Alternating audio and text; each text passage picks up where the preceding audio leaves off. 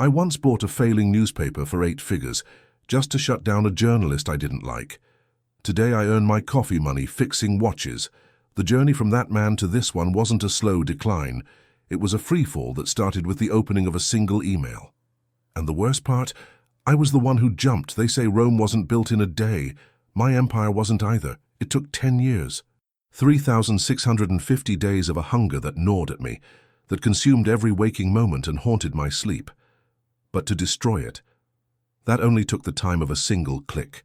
To understand the devastating power of that click, I have to take you back to the spark that started the fire.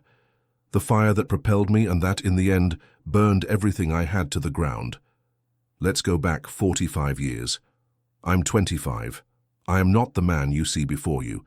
I am a bundle of raw nerves, cheap coffee, and relentless ambition, operating out of a damp, windowless basement I rented for $100 a month. There was no family money, no Ivy League degree, no safety net. My father was a factory worker, my mother a waitress.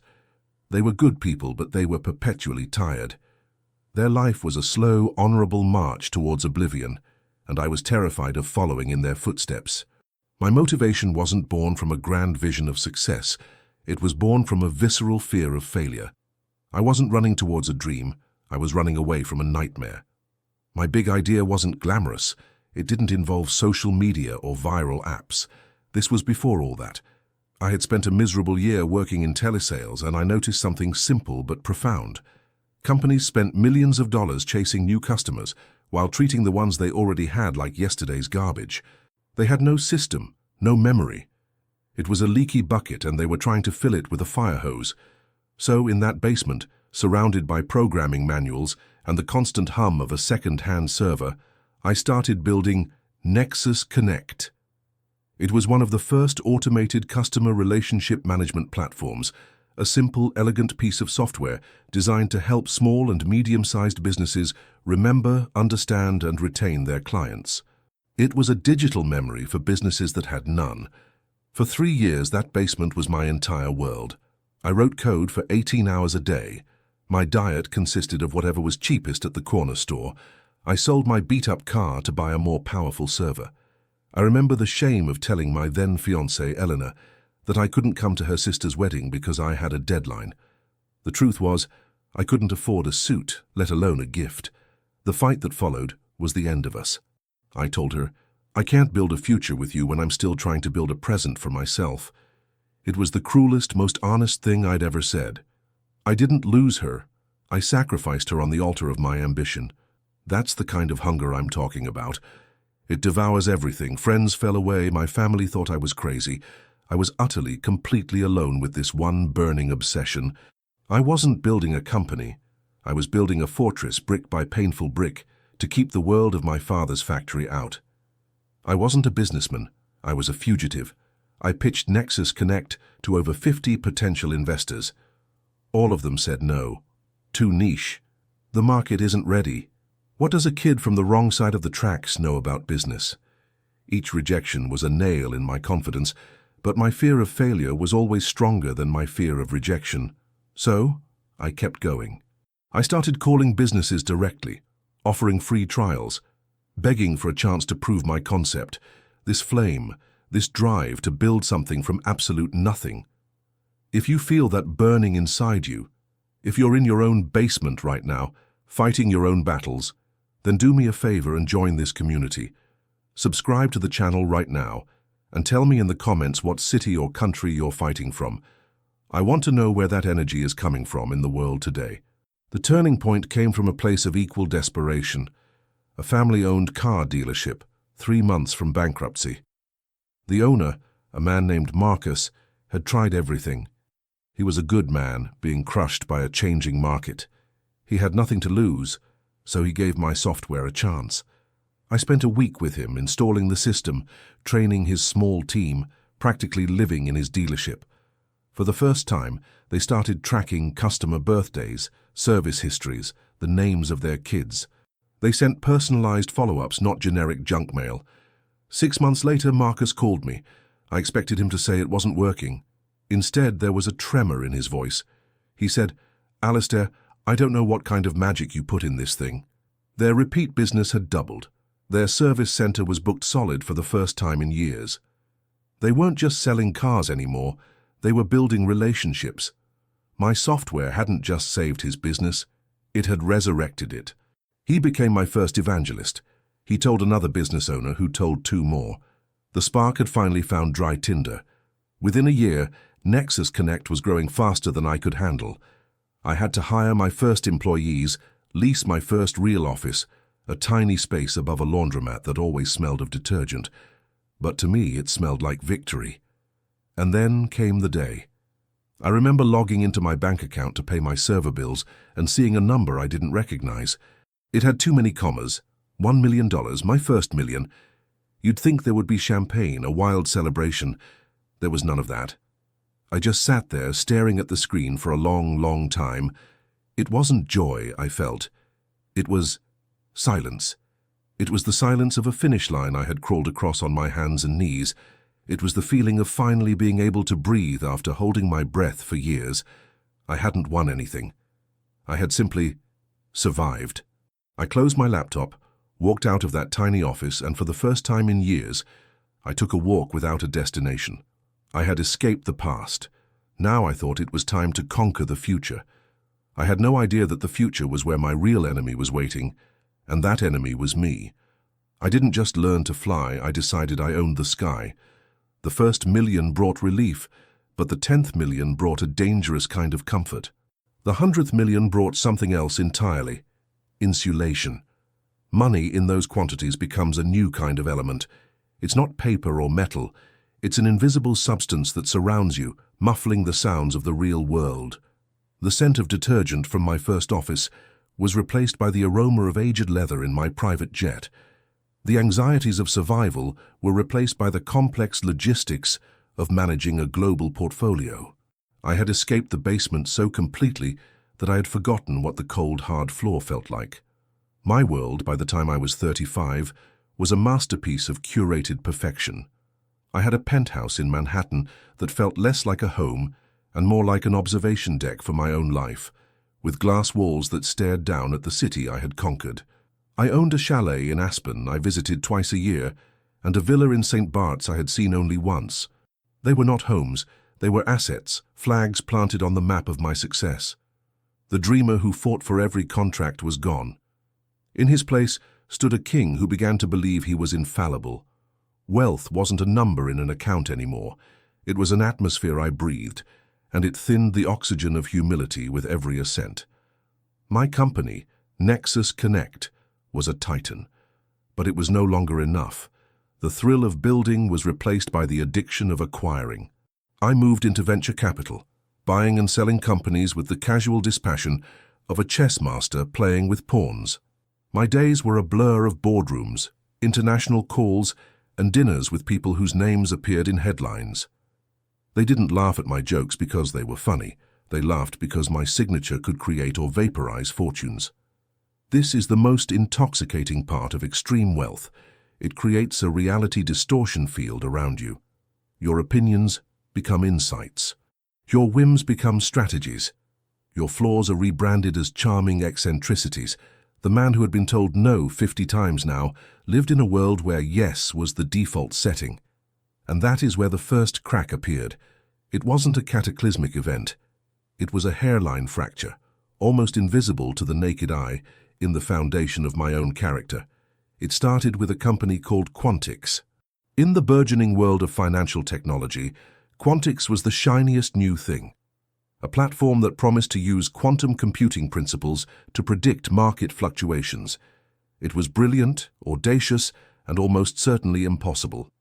It was also hemorrhaging money at a spectacular rate. My chief financial officer, Sarah Jenkins, saw it for what it was. Sarah had been with me since the days of instant noodles and coding until 3 a.m. She was employee number 2. She wasn't just a CFO.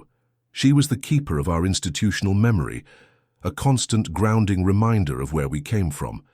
She was brilliant, pragmatic, and utterly immune to my growing legend. In a boardroom paneled with dark mahogany that cost more than my first apartment, she laid out the truth. "Alistair," she began, her voice calm and steady amidst a room of nodding sycophants, Our initial seed investment in Quantix is down 40%. Their burn rate is unsustainable. The technology is theoretical at best. I'm advising we cut our losses and divest." She presented charts, data, a meticulously researched dossier of red flags. The room was silent. Everyone was looking at me, waiting for my verdict. The old Alistair, the basement Alistair, would have listened. He would have seen the logic, respected the data.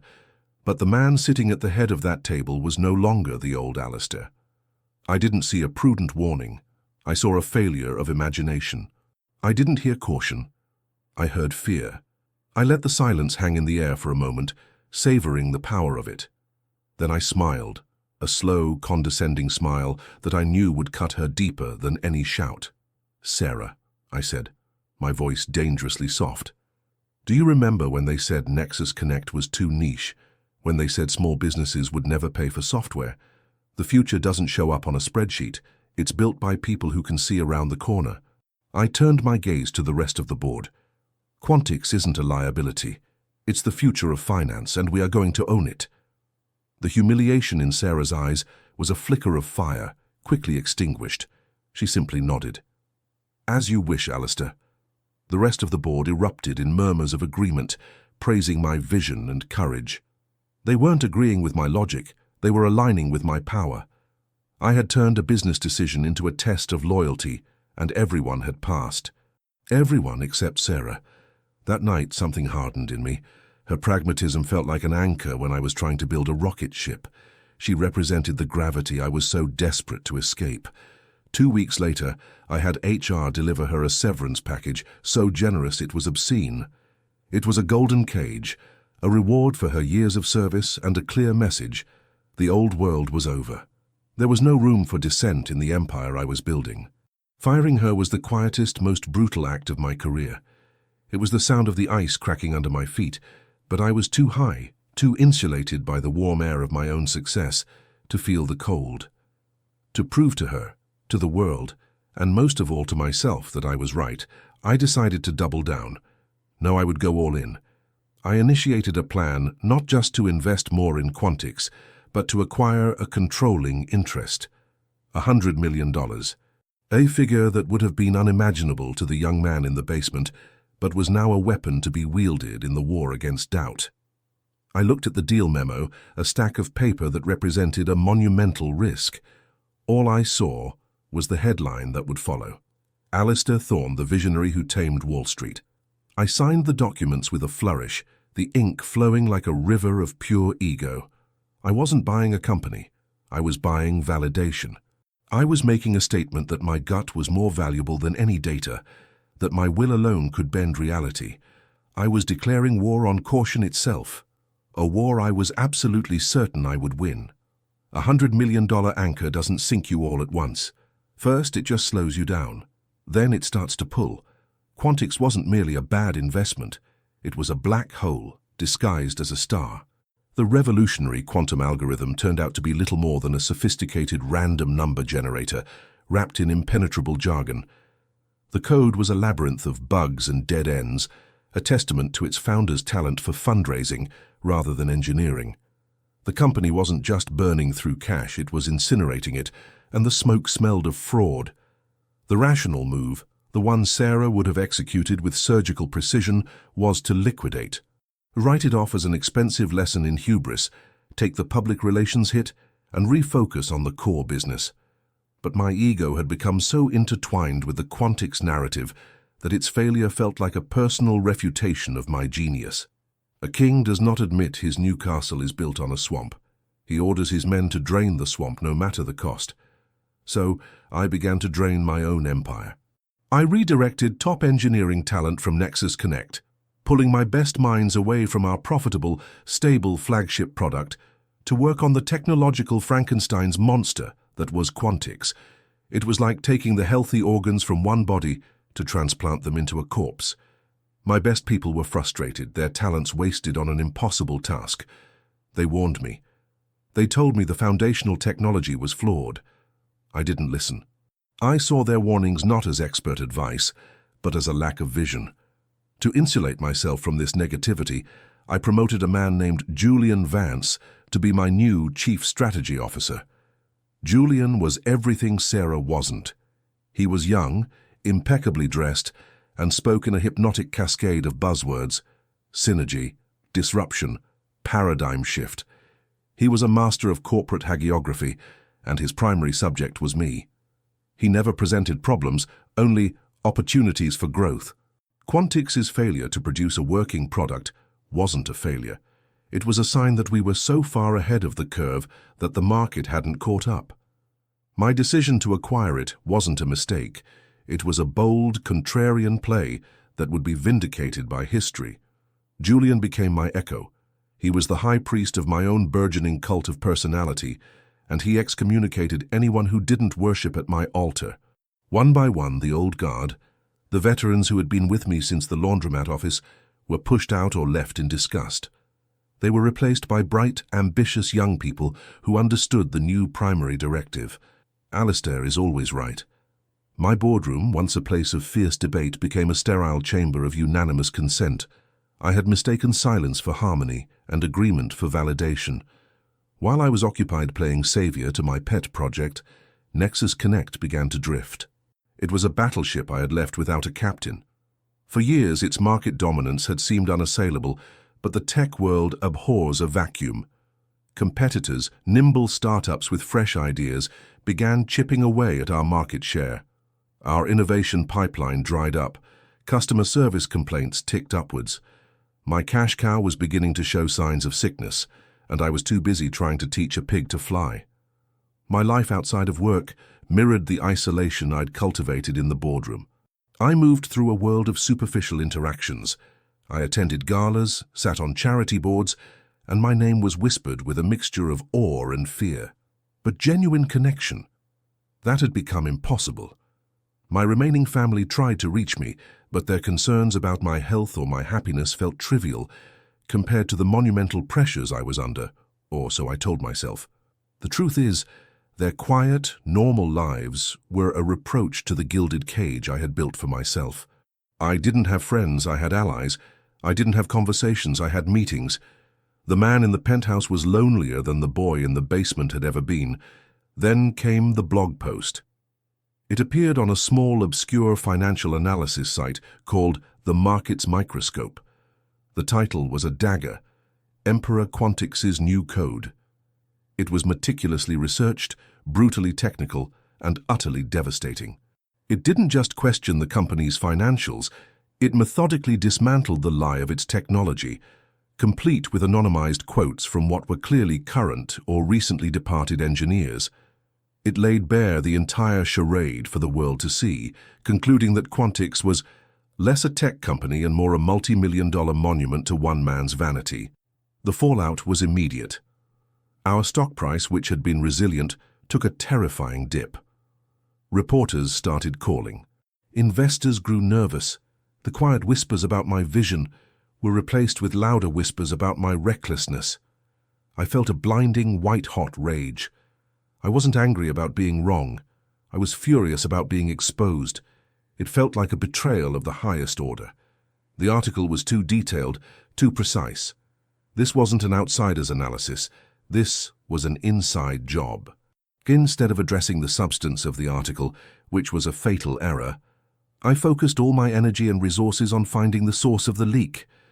I convinced myself that the problem wasn't the rot in the foundations, but the whistleblower who had pointed it out. I hired a notoriously aggressive law firm and a team of digital forensics experts. My instructions were simple: find the traitor. The atmosphere inside the company turned toxic. It became a police state. Emails were monitored. Laptops were audited. Employees I had known for a decade were subjected to interrogations disguised as interviews. The collaborative spirit that had defined Nexus Connect was replaced by a pervasive culture of fear and suspicion. I was poisoning my own well, convinced I was hunting a snake. I saw conspiracies in every glance, treachery in every quiet conversation. One evening, I was sitting alone in my office, the city lights glittering like a galaxy of indifferent stars below me. Julian entered, holding a tablet. "We may have something," he said, his voice a low hum of feigned gravity. The forensics team had traced the leak. They couldn't identify the specific person, but the digital breadcrumbs led back to a senior executive at Nexus Connect, someone with access to both Quantix's internal servers and our strategic financial data. The report didn't name a name, but it listed a handful of possibilities. My eyes scanned the short list. Most were new hires from Julian's camp, but one name leaped off the page, a name from the old world, a name I had once trusted implicitly. I looked at that name, and a cold certainty settled over me. Of course, it had to be them. Someone who felt they had been wronged, someone who knew my systems inside and out. The paranoia, fueled by my ego and Julian's whispers, had found its target. I wasn't just facing a business crisis anymore. In my mind, I was facing a mutiny. I had been convinced there was a traitor in our midst. The truth is, the only traitor was the man looking back at me from the polished surface of the mahogany table. But instead of facing him, I decided to burn down my own ship to find an enemy that wasn't even there. The purge was swift and brutal. The executive my forensics team had flagged, a quiet, brilliant man named Michael, who had been with me for 7 years, was dismissed without ceremony. I didn't even have the courage to do it myself. I sent Julian. I never saw proof of Michael's guilt, only the circumstantial evidence filtered through the lens of my own paranoia. But in the kingdom I had built, accusation and conviction had become one and the same. His departure was meant to be a cleansing fire, a warning to any others who might dare to question my authority. Instead, it was a signal that the truth was no longer a welcome guest in my empire. A chilling silence descended upon the executive floor. My team still worked, they still produced, but the soul of the company had been hollowed out. I had demanded absolute loyalty, and in return, I got absolute obedience. I was surrounded by mirrors, and every single one of them reflected the distorted, grandiose image of myself I wanted to see. But the fire I had started didn't just burn a suspected traitor. It was scorching my balance sheets. The Markets Microscope article had done irreparable damage. It wasn't just the stock price, which now fluctuated with every rumor. It was the trust. Clients became hesitant. Potential acquisitions became more difficult. The stench of the Quantix debacle clung to me like smoke. I was no longer the Midas of the tech world. I was becoming a cautionary tale, a monarch besieged in his own castle. The pressure was immense, a physical weight that settled on my chest in the dead of night. I needed more than a win. I needed a miracle. I needed a move so audacious, so spectacularly successful, that it would not only erase the stain of Quantix, but would redefine my legacy forever. And then, as if summoned by my desperation, the miracle appeared. It arrived in the form of an encrypted email from a boutique investment bank in Zurich. They represented a client, Helios AG, a massive, privately held European software conglomerate. Helios was a legend in the industry, a quiet, powerful beast, known for its impenetrable corporate culture and its portfolio of incredibly stable, high-margin enterprise software. They were the old money of the tech world, the opposite of my new money swagger, and they were interested in a merger. It was the lifeline I had prayed for. A merger with Helios would be a masterstroke. It would instantly stabilize our stock, give us access to the lucrative European market, and most importantly, it would be the ultimate validation. If a titan like Helios wanted to partner with me, who could possibly question my judgment about Quantix? The acquisition would become a footnote, a small price to pay for a much larger victory. Julian was ecstatic. "This is it, Alistair," he said, his eyes gleaming. "This is your Alexander the Great moment. They see what the pygmies here can't, your vision." The negotiations began with a speed that was both exhilarating and, in retrospect, deeply alarming. I flew to Geneva to meet their representatives. They weren't negotiators, they were artisans of flattery. Their chairman, a silver-haired patriarch named Klaus Richter, didn't want to talk about Nexus Connect's recent struggles. He wanted to talk about my genius. "We have been watching you for years, Alistair," he said, his voice a smooth, cultured baritone. "What you did with Nexus Connect was brilliant, but what you are doing with Quantix, that is true courage. You are playing a longer game than anyone else on the field. While they are playing checkers, you are playing chess in 3 dimensions. It was the most sophisticated form of seduction I had ever encountered. They weren't just validating my decisions, they were celebrating my flaws, reframing my recklessness as visionary brilliance.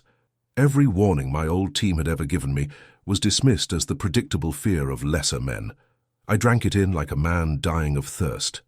The deal they proposed was staggering in its generosity. It wasn't a takeover, it was a merger of equals, though their valuation was nearly triple mine. I would remain as co-CEO of the new combined entity. My entire executive team would be retained. They seemed to want my mind more than my company. The process moved at lightning speed. My legal team, a cautious and methodical group, was perpetually off balance. They would send lists of due diligence questions, and Helios would return answers that were masterpieces of elegant opacity, technically correct, but revealing almost nothing. The speed is a concern, Alistair, my lead counsel, a sharp woman named Anya, told me in a late-night call. We're not getting the depth we need on their internal audits. Their corporate structure is like a Russian doll. We peel back one layer only to find another holding company. I dismissed her concerns. They're a private company, Anya. They value discretion. This is how old Europe does business. We need to be faster, more agile, or we'll lose them. In my mind, her caution was a liability. I was a man who saw the future, and I couldn't let myself be bogged down by the pedantic details of the present. I pushed my teams harder, forcing them to accept Helios's terms, to overlook the ambiguities in the paperwork. The allure of the final prize was too great. It was a siren song, and I had lashed myself to the mast, sailing my ship directly toward the rocks while plugging my ears to the cries of my own crew. The negotiations culminated in a final, critical point. To finalize the deal and take the offer off the table, preventing any hostile counterbids from their competitors, Helios required a gesture of commitment, a security deposit. It needed to be transferred to a neutral third-party escrow account managed by an international bank to be held until the final papers were signed. The amount they requested was breathtaking, 30% of Nexus Connect's total cash reserves. It was an astronomical sum, virtually all of my company's liquid capital, the bedrock of our financial stability. Anya was aghast. Absolutely not, Alistair. This is unheard of. A deposit of this magnitude before final due diligence is complete is an unacceptable risk. There is no strategic reason for it. It's a non-starter. But Klaus Richter was persuasive. He explained it was a matter of honor, a European tradition of sealing a pact. He made it sound like a sacred rite of passage into their exclusive world. Julian, of course, supported them completely. It's a power move, Alistair. They're testing you. They want to see if you have the nerve to sit at their table. They gave me a deadline, 24 hours to make the transfer, or they would regretfully withdraw their offer and approach a competitor. The pressure was suffocating. It was a final binary choice: trust my cautious lawyers and lose the deal of a lifetime, or trust my own gut, the very instinct that had taken me from a basement to a penthouse, and secure my legacy. That night, I didn't consult anyone else. This was my decision, my moment. I walked alone into the finance department's control room, a sterile, silent space illuminated by the soft glow of monitors. I brought up the transfer authorization form, the string of digits representing the escrow account number, the final destination for a fortune that had taken me a decade of blood, sweat, and sacrifice to build. I thought of Sarah, of Michael, of all the others who had doubted me. This would prove them all wrong. History is written by the bold, I told myself, the words a hollow echo in the silent room. I placed my finger on the biometric scanner. The system verified my identity. The Confirm Transfer button pulsed softly on the screen. For a fleeting second, a sliver of cold doubt pierced the armor of my ego. A whisper from the past, the voice of the boy in the basement, screaming that this was a gamble no sane man would take. I silenced it. I wasn't that boy anymore. I was Alistair Thorne, and I was invincible. With a final, decisive click, I authorized the transfer. I didn't just feel powerful, I felt like a god, reshaping my own destiny. I was moving the very foundation of my world, completely unaware that I was placing it directly over a chasm. What followed next was the silence. A terrifying, profound silence before the end of the world. If you are learning anything from my monumental stupidity, Do yourself a favor and subscribe to the channel so you don't miss the final lesson. And tell me in the comments, do you think my fall was caused by a single mistake, or was it a fatal flaw in my character? I truly want to know what you think. The moments after I clicked confirm were perhaps the most purely triumphant of my entire life. The gnawing anxiety that had been my constant companion for months simply evaporated. I felt a profound, intoxicating calm. I walked over to the mahogany bar I had installed in my office and poured myself a generous measure of the Macallan 30. The liquid was the color of dark honey, and the glass felt heavy and cool in my hand. I stood at the floor-to-ceiling window, looking down at the rivers of light that were the streets of Manhattan. Each light was a story, a life, a struggle, and I was above it all.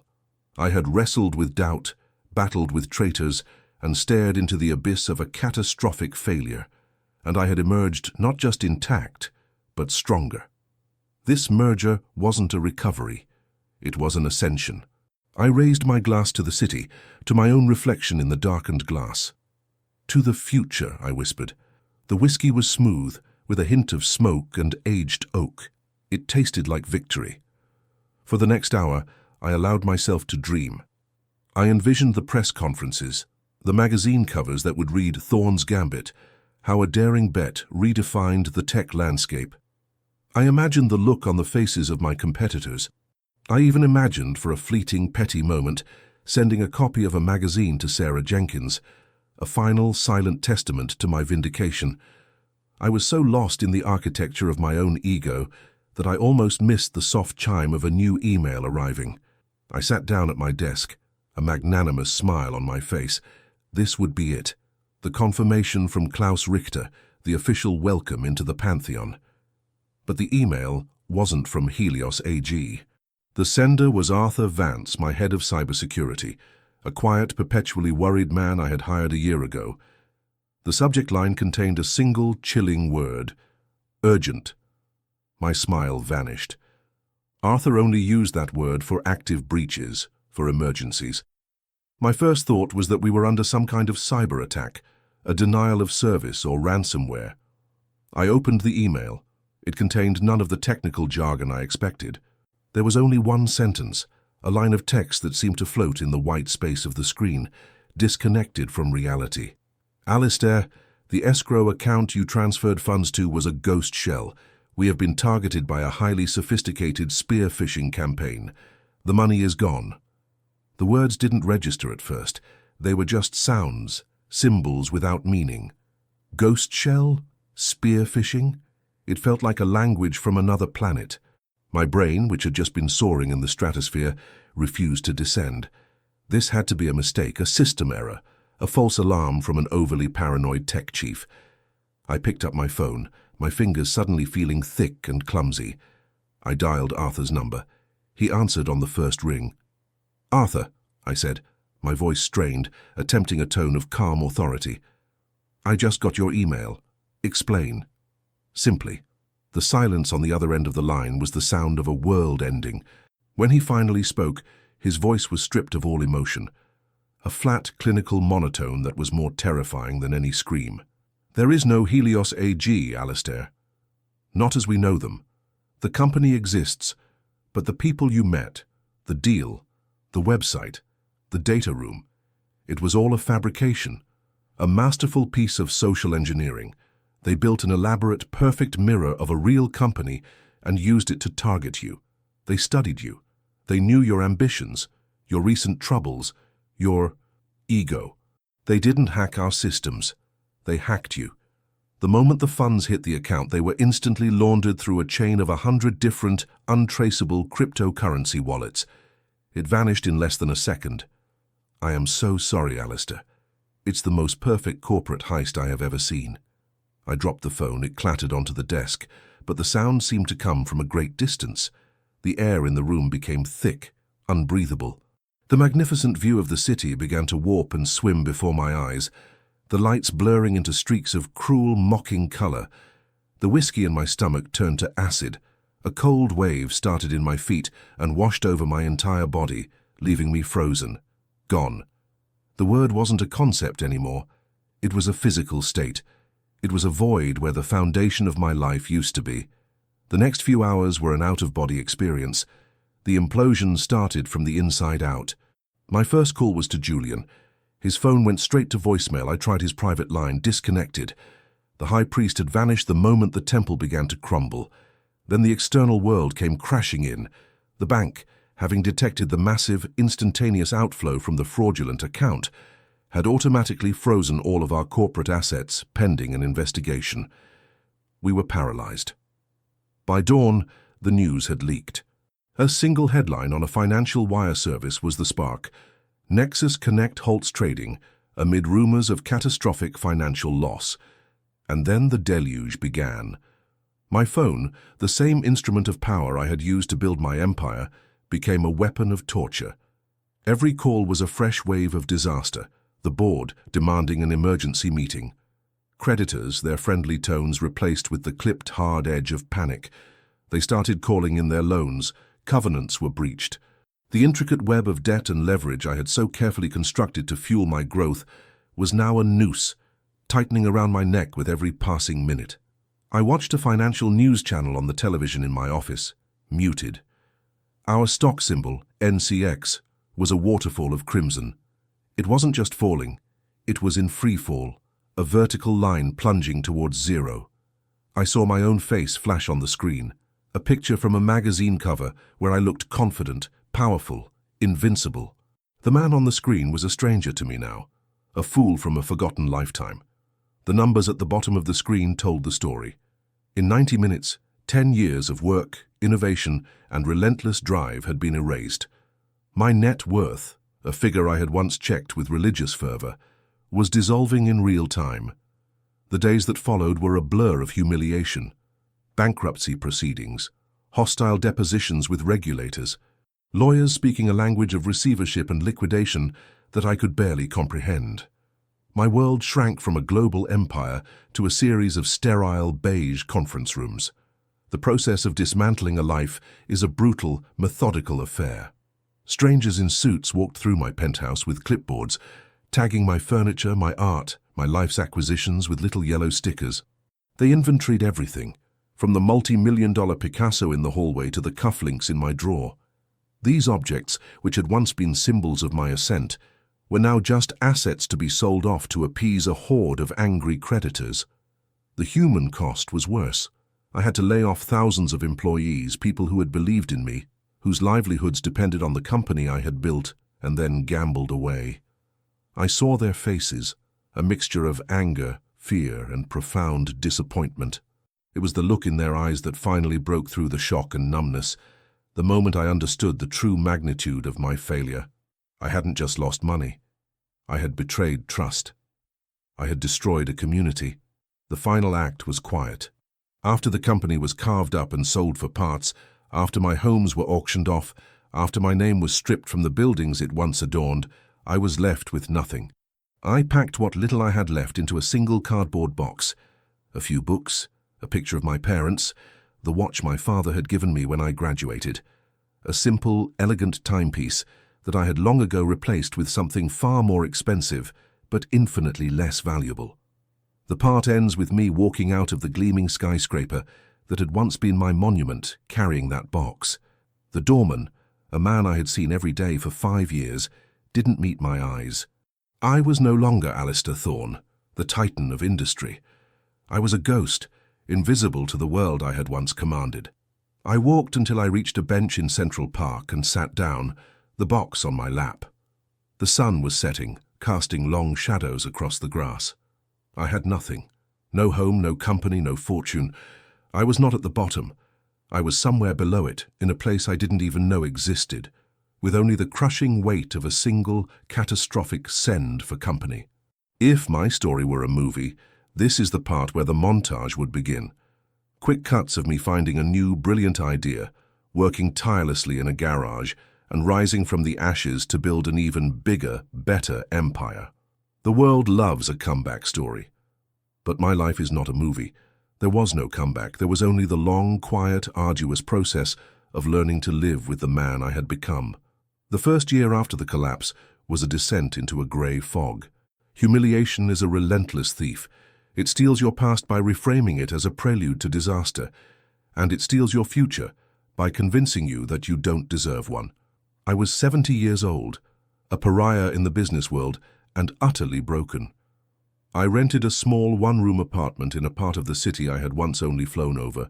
The sirens at night replaced the quiet hum of the penthouse's climate control. The anonymity I had once craved as a young man now felt like a shroud. I was a ghost, haunted by the spectre of my former self. There were days I didn't get out of bed, pinned down by the sheer gravitational pull of my failure. The man who once moved markets with a phone call now struggled to find a reason to answer one. The few who tried to reach me were spectres from a life I no longer recognized. Lawyers mostly with final papers to sign. The so-called friends, the allies, the sycophants, they had all evaporated, as ephemeral as the morning mist. My isolation was absolute. It was in this profound solitude that I was forced for the first time in decades to have an honest conversation with myself. There was no one left to blame. Julian was a parasite, yes, and the architects of the Helios fraud were criminals, but they had only opened a door. I was the one who had sprinted through it, drunk on my own invincibility. They hadn't set the fire. They had merely handed a pyromaniac a book of matches. The real culprit was the man who had fired Sarah Jenkins, who had hunted a traitor instead of facing a truth, who had come to believe that his own gut was a more reliable instrument than reality itself. My rock bottom wasn't a financial number. It was a moment of clarity in that desolate apartment. I realized I hadn't just lost a fortune. I had lost myself long before the money was gone. The boy in the basement, hungry and driven, had been replaced by a king on a throne of glass, terrified that anyone might see the cracks. The money hadn't created the arrogance. It had merely nourished it, allowed it to grow into a monstrous, world-devouring thing. It was this realization, this brutal, unflinching self-assessment, that marked the beginning of the end of my descent. It wasn't a moment of absolution, but of acceptance. I had to accept the totality of my failure before I could take a single step forward. The first step was the hardest. I had to find work. My name was radioactive in the corporate world, my face a symbol of catastrophic collapse. After dozens of rejections, I found a job through a temp agency. They needed someone to do data entry and inventory management for a small family-owned importer of artisan watches. The owner, a man named Mr. Chen, was a quiet, meticulous craftsman in his late 60s. He didn't recognize my name. He just saw an old man who was punctual and seemed to know his way around a spreadsheet. For the first time in my life, my value was reduced to its simplest form. Could I do the job? My days became a quiet rhythm of numbers and tiny, intricate gears. I would sit in the back room, surrounded by the gentle, hypnotic ticking of hundreds of timepieces, and I would log their serial numbers, their origins, their delicate mechanisms. I, who had once operated on a global timeline of market openings and quarterly reports, was now immersed in a world that measured time in the graceful sweep of a second hand. One day, Mr. Chen saw me trying to fix a faulty clasp on my own old watch, the one my father had given me. He came over, watched me fumble for a moment, and then gently took it from my hands. Without a word, he took it to his workbench and, with a surgeon's precision, repaired it in under a minute. He handed it back to me. "Everything," he said in his soft, accented English, "can be repaired, if you have the patience to see how it is broken." That was the beginning of my real education. Mr. Chen started teaching me. He taught me how to disassemble a movement, how to clean the jewels, how to feel the tension of a mainspring. He taught me that the value of a watch wasn't in its brand name, or the gold in its case, but in the integrity of its mechanism, the harmony of its hundreds of tiny, interconnected parts, all working toward a single, honest purpose: to tell the truth. And then, one afternoon, the bell above the shop door chimed, and a person I never expected to see again walked in. It was Sarah Jenkins. She looked older, her hair now streaked with silver, but her eyes were the same, clear, intelligent, and unsparing. She didn't look shocked or triumphant to find me there. She just looked at me. For a long moment, neither of us spoke. "I heard you were back in the city," she said finally. "It took me a while to find you." "Come to see how the mighty have fallen?" I asked, the old bitterness flaring up for a second. "No, Alistair," she said, her voice devoid of pity. "I came to see if you had finally learned how to stand up." We talked for 2 hours, sitting on stools in the dusty back room. I didn't make excuses. I didn't rationalize. I simply told her the truth. I apologized. Not for firing her, but for what I had become, for the deafness that had made it necessary. She listened, her gaze unwavering. When I was finished, she simply nodded. She told me about her own life. She had started a small consulting firm, helping startups build sustainable financial models. She was successful, respected, and happy. She hadn't needed my downfall to validate her life. Her visit was a gift. It wasn't forgiveness, not exactly. It was something more valuable, a closing of a circle, a confirmation that life went on, that decency and integrity were their own rewards. Her presence was the final piece of evidence I needed to understand the most profound lesson of my entire life. That email, the one that triggered the collapse, didn't destroy me. It saved me. It was a brutal, catastrophic intervention that ripped away a diseased version of myself and forced me to confront the man underneath. I lost an empire built on the shifting sands of ego, but I found a value that cannot be quantified on a balance sheet. I learned that true wealth is not the ability to buy anything you want, but the humility to appreciate everything you have. I lost everything that money could buy, only to regain everything it can't: time, purpose, and peace of mind. Today, my life is small, and I am grateful for it. Mr. Chen has retired, and he left the shop to me. I spend my days repairing watches. I bring things that are broken back into alignment. I find harmony in the intricate and the small. My customers bring me their heirlooms, their stories, their moments of broken time, and I do my best to make them whole again. My hands are no longer clean and manicured. They are stained with oil and marked with the small cuts of my trade. They are the hands of a man who is finally doing honest work. If my story has touched you, share this video with someone who needs to hear this message. And finally, answer this for me in the comments. What is the most valuable asset in your life that money can't buy? I promise I will read every single one of your answers. Thank you for your time.